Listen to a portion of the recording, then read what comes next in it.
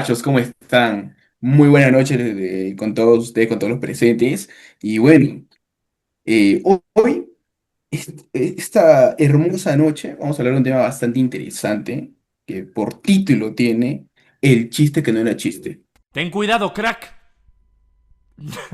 No vayas a matar a alguien de la risa. Ten cuidado. Ya, y vamos a hablar un poco acerca del colegio en el cual hemos estado trabajando. Hemos podido conocer un poco a los muchachos, ¿no? Y nos han dado también un poco de información, ¿no? Acerca de esta percepción que tienen en cuestiones un poco culturales, ¿no? Y bueno, ya para no dilatar más el tiempo y dar el inicio como tal, me presento, mi nombre es Diego Cornejo Miranda. Yo soy Kevin Santos. Hola, yo soy Melanie Llerena. ¿Qué tal? Yo soy Rubí Roca. Así que agárrense que comenzamos. Suficiente, suficiente. No, suficiente. Yo sí lo entiendo. Yo lo entiendo perfectamente. Además, Imagínate esto. Estás en el salón, alguien dice tu apellido en voz alta. Todos se ríen y tú te quedas calladito.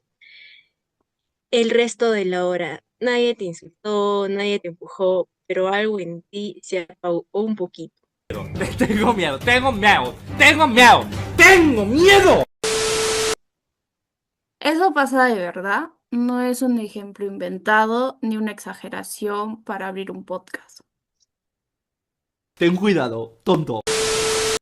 Y hoy vamos a meternos justo ahí, ¿no? En ese silencio que nadie ve, porque resulta que ese silencio tiene una lógica detrás, y esa lógica se puede entender, se puede nombrar y sobre todo se puede trabajar. Bienvenido, gente. Somos cuatro hoy y vamos a estar con ustedes un buen rato porque el tema lo amerita. Vamos a hablar de un salón real de 32 estudiantes reales y de algo que se repite en más aulas de las que creemos. Ojo, no es una historia de bullying como golpes ni gritos, es más resbaladiza que eso, y por lo mismo más difícil de frenar.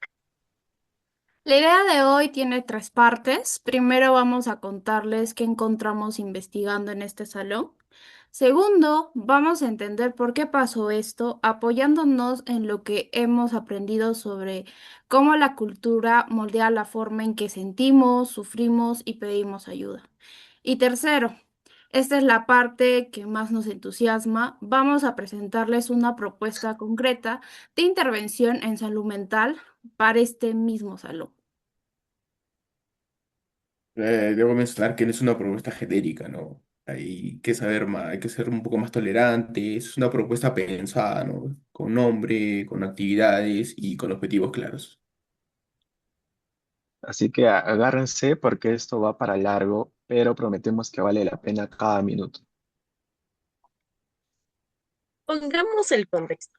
Un colegio público en el distrito de Mariano Melgar, en Arequipa, tercera de secundaria sección A.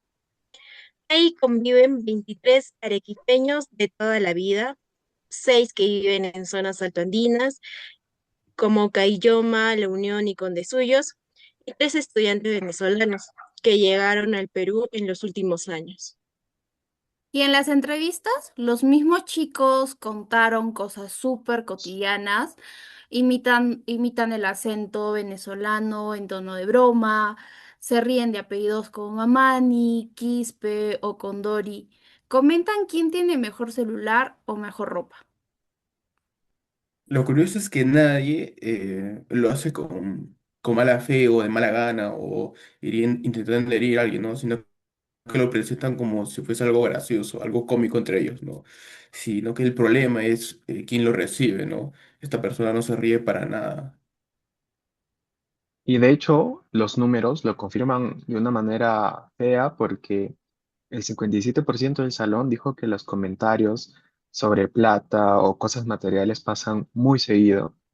El 44% contó que hay compañeros que quedan fuera de los grupos de trabajo por su forma de hablar y un 40% mencionó comentarios feos hacia quienes vienen de otros lugares.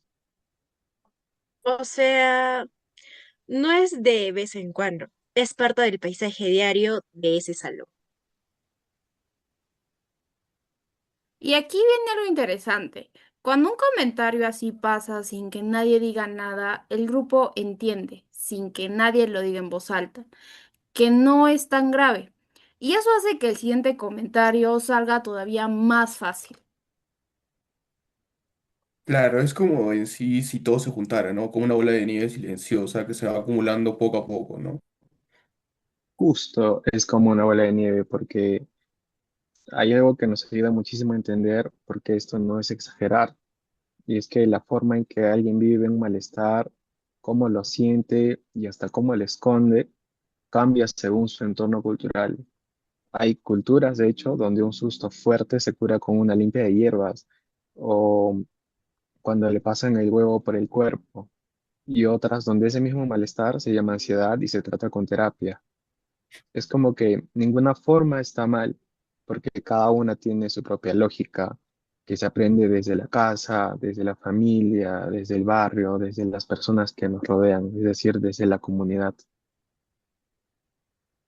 Esto tiene un nombre técnico que aprendimos y vale la pena traer aquí.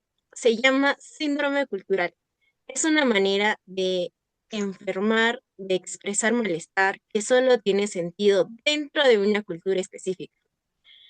El susto, el mal de ojo, el empacho, aquí en el Perú, el Taiji Fushu, en Japón, donde el miedo central es ofender a los demás.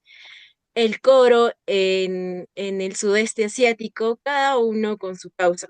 Su tratamiento, su lógica interna, reconocida por esa cultura y muchas veces desconocida para otras. Y hay un criterio clave que aprendimos sobre esto. Estos síntomas no se pueden entender fuera de un contexto cultural. El diagnóstico, la causa, hasta el tratamiento depende de las técnicas e ideologías propias de cada cultura o de esa cultura. Y el tratamiento solo funciona del todo si lo hacen personas de esa misma cultura. Exacto. Y eso mismo pasa, ¿no? También a menor escala. En el salón de clases, en este caso, cada estudiante trae su propia forma de sentir, en este caso el rechazo, ¿no? Esa molestia que le genera y también su propia forma de ser. Muchas veces, en este caso, he podido ver que es muy silenciosa, ¿no? Dándose una connotación de protegerse de él. Y de hecho, digo, hay un dato que a mí me removió bastante de todo el diagnóstico, y es que se les preguntó a los chicos si alguna vez cambiaron su forma de hablar para que no los molestaran. El 74% de los arequipeños de la ciudad dijo que nunca tuvo que hacerlo. Entre los chicos de zonas andinas, solo el 17% dijo lo mismo. Y entre los venezolanos, el 0%. Ninguno de los tres logró quedarse tal cual, es sin pagar un precio por eso. Y eso no es una casualidad. Como ya lo mencionó Rubí, una persona se ajusta a la fuerza porque el ambiente no le deja otra salida. No lo elige, aprende que mostrarse tal como es trae problemas. A esto se le llama aculturación forzada y tiene consecuencias reales sobre la autoestima y las ganas de participar. Por ejemplo, chicos, ¿recuerdan? Por ejemplo, este estudiante venezolano, ¿no? Que nos contó antes, que siempre en el salón decía chévere todo el tiempo, ¿no? Y ahora ya mencionó que no, que casi en el colegio, ¿no? Porque sus compañeros la imitaban burlándose, ¿no? Por este acento que tenía, ¿no? El acento venezolano, ¿no? Y en este caso lo seguía diciendo en casa, ¿no? Con su mamá, con sus familiares, ¿no? Pero ella comentaba que justamente ahora en el colegio es donde se está cuidando mucho más, ¿no? Para evitar esas burlas.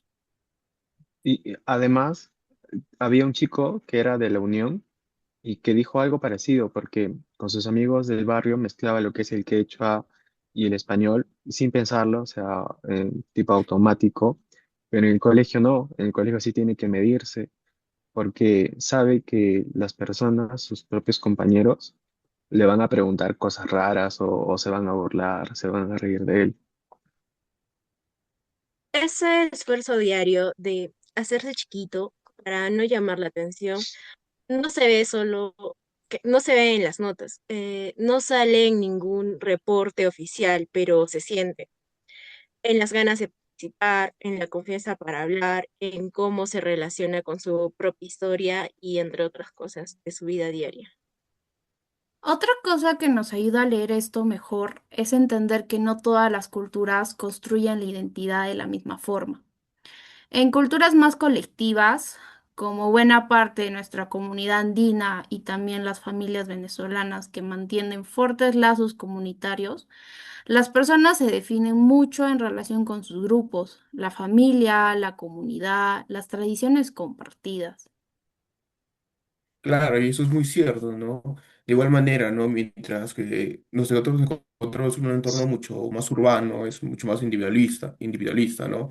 Uno tiende a definirse, en este caso, por propios atributos, ¿no? Por lo que es, ¿no? Eh, También podemos decir que es como un individuo aislado. Y de hecho, como tú dijiste, es como un mundo, y cuando esos dos mundos chocan en un mismo salón, sin que nadie medie ese encuentro, es decir, el que viene de una lógica más colectiva, puede sentir que perder su lengua, o su comida, su forma de nombrarse, su forma de hablar, es perder algo mucho más grande que una costumbre, ¿no? ¿No? Es perder parte de su comunidad entera.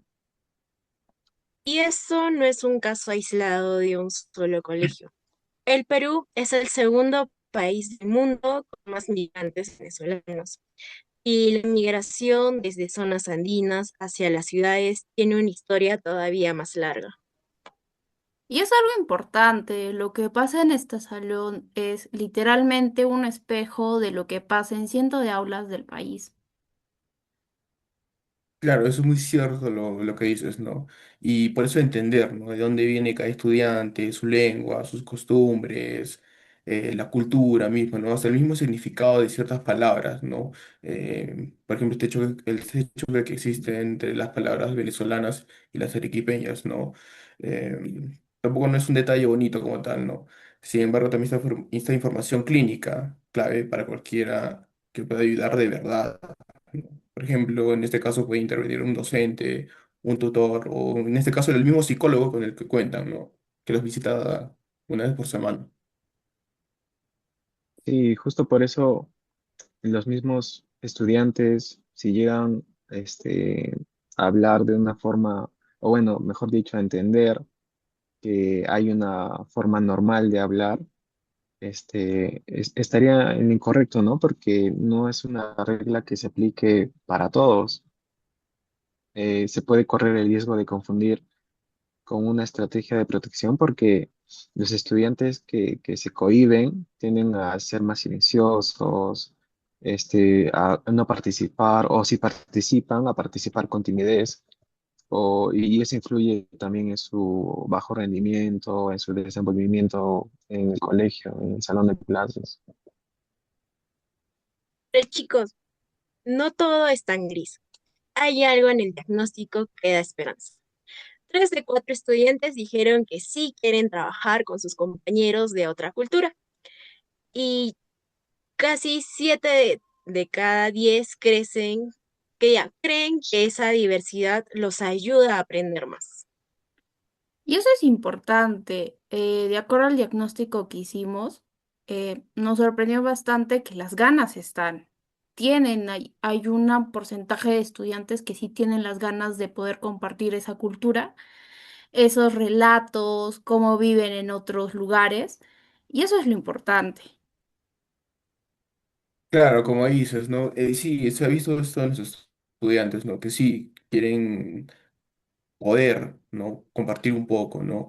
Que sí también tienen las ganas de participar, de contribuirse como tal, ¿no? Lo que sí también, no sé si recuerdan, hemos visto que lo que falta también es alguien que abra ese espacio, ¿no? Para que esta comunidad tan diversa pueda unirse como tal, ¿no? Generar un espacio donde estas ganas se convierten en algo real, ¿no? Y es ahí exactamente donde entra esta segunda parte de este episodio, así que muchachos, quédense porque de verdad va a ser muy, muy, muy interesante. Bueno, aquí viene lo que más nos entusiasma con partir de todo este diagnóstico, diseñamos una propuesta de intervención en salud mental, que le pusimos un nombre con una intención. Se llama Tincuy y es una palabra quechua que significa encuentro. El encuentro entre culturas que hasta ahora ha faltado en este salón. Claro, se llama Think Wave, ¿no? Y construimos en este caso sobre dos pilares, ¿no? Porque cualquier programa, en este caso de salud mental, que se meta en un contexto tan diverso, ¿no? Necesita cubrir cosas al mismo tiempo, ¿no? Primero, en este caso, que responda a las necesidades culturales, ¿no? Reales en esta comunidad, ¿no? Para ser específicos en el colegio, ¿no? Y el segundo, en este caso, que también promueva el bienestar psicológico de verdad, ¿no? No solo actividades bonitas y sustento o dinámicas o todo simplemente para que sea bonito como tal, ¿no? Sino que sea sobre todo muy aprovechador. Para que nos entiendan bien, muchachos, igual vamos a ir por partes, por ejes. El primer eje busca que el aula deje de tratar la diversidad como un dato de fondo y empiece a tratarla como un recurso activo, y aquí de nuevo nos apoyamos en algo que aprendimos. Cualquier intervención con enfoques interculturales tiene que empezar por reconocer la identidad y el lenguaje de cada persona, no como folclore, sino como una llave para entender su forma de vivir. La primera actividad es un comité de bienvenida, un grupo de estudiantes voluntarios de los tres subgrupos del aula, que reciben a cualquier alumno nuevo durante su primera semana. Lo presentan, lo acompañan y registran su llegada en un cuaderno de tutoría. Es algo simple, pero que cambia por completo la experiencia de quien no conoce a nadie, de quien no conoce a nadie. Claro, y bueno, la segunda parte, ¿no? La segunda actividad sería, en este caso, un cuadernillo de identidades, ¿no? Donde cada estudiante responde en una o dos páginas, ¿no? Preguntas simples, ¿no? Por ejemplo, ¿no? ¿De dónde vengo? ¿Qué se celebra en mi familia? Tal vez un poco la cultura de mi familia, la comida, ¿no? La más típica, o qué comida me recuerda a casa, ¿no? O en este caso una palabra de mi lugar, ¿no? Para poder entender también el lugar, ¿no? Entonces, en este caso, también este cuadernillo circularía por todo el aula, ¿no? Y queda como un recurso vivo de que el grupo puede volver a leerlo, ¿no? Entonces también de él colocarlo de alguna manera también anónimo, para que lo puedan ver los chicos, puedan analizarlo y puedan conocerse anónimamente uno con otro. Y la tercera, bueno, personalmente es la que más me gusta a mí, es la Feria del Sabor, que se daría al cierre del año. ¿En qué consiste? Bueno, pues se los va a dividir en grupos y cada grupo va a llevar al aula un plato o una música o una práctica de su lugar de origen, no del lugar donde viven, sino del lugar de donde provienen, su lugar de origen. Además de ello, van a contar brevemente qué es lo que significa. Y bueno, en retrospectiva, de hecho, si nosotros analizamos esta actividad, no es solo algo bonito, no es solo algo para compartir, sino que es una manera de que lo que estaba guardado para ellos, lo que estaba guardado en privado, salga al aula con orgullo, ¿no? Y dinámico, y además dejarían de sentir vergüenza. Y aquí viene algo importante que no queremos que se pierda. Este eje también reconoce que el malestar no se resuelve solo con hablar en terapia, al estilo occidental. Hay familias, sobre todo altoandinas, que tienen sus propias formas comunitarias de sanar y acompañar el malestar. El programa no busca reemplazar eso, busca coexistir con eso, coordinando siempre con la psicóloga de la UGEL, para que la intervención escolar no invalide esas prácticas familiares. Y para sostener todo eje en el tiempo, se aprovechan recursos que el colegio ya tiene. Los materiales gratuitos del programa Todos Somos Perú, la hora de tutoría semanal que ya existe y la disposición que las familias venezolanas, tanto también las peruanas, ya mostraron por participar activamente. Claro, y bueno, hablando un poco del segundo eje, ¿no? En este caso, este segundo se enfoca directamente en la salud mental de los estudiantes, ¿no? Con un componente que muchas veces se olvida, ¿no? En este caso, de reconocer que el silencio, la evitación, o el mismo, como decía nuestra compañera, ¿no? El hacerse chiquito, ¿no? Que nos falta, en este caso, parte de este carácter, ¿no? Y de alguna manera también son respuestas de protección, ¿no? Y hay que trabajarlas como tal, ¿no? Sin protagonizarlas, ni siquiera tampoco regañarlas. Ahora, la primera actividad de este eje es establecer un protocolo claro para el tutor, porque recuerdan muchachos, el diagnóstico mostró que más del 50% del salón dice que el tutor interviene a veces y una cuarta parte dice que nunca. Y nosotros consideramos que no es falta de interés, no es que el profesor esté desinteresado por no ayudarles o no es que no les dé la importancia necesaria, sino que consideramos que es una falta de una guía clara. Este protocolo tiene cuatro pasos para, en primer lugar, parar el comentario con calma, sin armar escándalo, ¿no? Nombrar que estuvo mal sin acusar directamente a nadie y abrir una reflexión breve con el grupo del tipo. Como algo estilo, ¿qué creen que sienten? ¿Quién escucha eso? O sea, que ponerse en su lugar, ¿no? Y luego, obviamente, registrar el episodio para retomarlo en otra siguiente sesión de tutoría.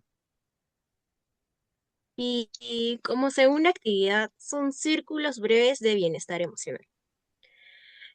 Son 5 minutos al inicio de una tutoría por semana, donde un estudiante de manera voluntaria comparte algo de su lugar de origen o simplemente cómo se ha sentido esa semana. 5 minutos constantes generan mucha más confianza que una charla larga y aislada una sola vez al año. La tercera es armar los grupos de trabajo de forma intencionada y rotativa, mezclando procedencias, para que nadie pueda simplemente que se sienta relegado, ni como con los mismos compañeros que siempre se juntan, sino que estén más dispersos, que se junten con otros estudiantes. Y esto ataca directamente ese 44% que reportó quedar fuera de los grupos por su forma de hablar. Claro, y bueno, como cuarta, en este caso cuarta actividad, quizás en este caso considero que es la más importante, ¿no? Un poco desde la mirada clínica, es la coordinación permanente, en este caso con la psicóloga de UGEL, ¿no? Y que ella está visita al colegio, bueno, que es una vez por semana, ¿no? Y su rol en este caso es acompañar a los estudiantes, ¿no? Que estén viviendo ese proceso de ajuste de identidad, ¿no? Usando exactamente lo que aprendimos sobre intervención, ¿no? Con un enfoque transcultural, ¿no? Y también mantener una actitud de comprensión empática como tal, ¿no? Poder comprender a los muchachos, ¿no? También respetar sus valores culturales como tal. De cada estudiante en sí, ¿no? Y también explorar esas expectativas, ¿no? De forma más auténtica, colaborativa, participativa, ¿no? Y nunca imponer un solo modelo de salud mental correcta, ¿no? Ya que estamos hablando de Justo sobre eso culturas último, distintas. justo eso último que dijiste de salud mental correcta es clave porque esta intervención no busca que todos terminen hablando, vistiendo, actuando de manera igual, no busca que todos sean iguales, ¿no? Que se comporten igual, sino que busca por otro lado que cada quien, cada estudiante pueda mostrarse tal y como es, sin tener que pagar un costo emocional por eso. Y para que se pueda ver si funciona o no, para esto no se queda solo en las buenas intenciones. El programa plantea indicadores simples de seguimiento. Repetir la encuesta anónima al cierre del año, comparar los porcentajes de comentarios hirientes y de exclusiones en grupos de trabajo, llevar un registro de cuántas veces se activa el protocolo del tutor y si hay seguimiento posterior y medir con esas mismas preguntas del inicio si baja el número de estudiantes que deciden haber cambiado su forma de hablar para no ser molestados. Porque si ese número bajara, sabremos que menos estudiantes están pagando este costo silencioso del que hablamos al principio. Claro, y lo mejor de todo es que este programa no pide presupuesto adicional, ¿no? Y cambios enormes. Como ya hemos podido mencionar, son cosas bastante sencillas, cosas con las que ya mismos se cuentan, ¿no? Al igual que ya se cuenta con una tutora, en este caso de psicología, que viene del UGEL, y ellos mismos ya plantean o dan, en este caso, los materiales como tal, ¿no? Y al igual, ¿no? Tal vez recalcar esto que los materiales son gratuitos, ¿no? Porque vienen del Ministerio de Cultura, ¿no? Y aparte, las ganas de los mismos estudiantes ya la han mostrado tener, ¿no? Y aparte, incluso la misma participación de las mismas familias venezolanas, ¿no? En resumen, solo faltarían tres cosas para que funcione, que faltaría la decisión, falta un poco de organización y constancia, que es lo que nosotros vamos a inculcar. Entonces, ¿qué nos deja todo este recorrido?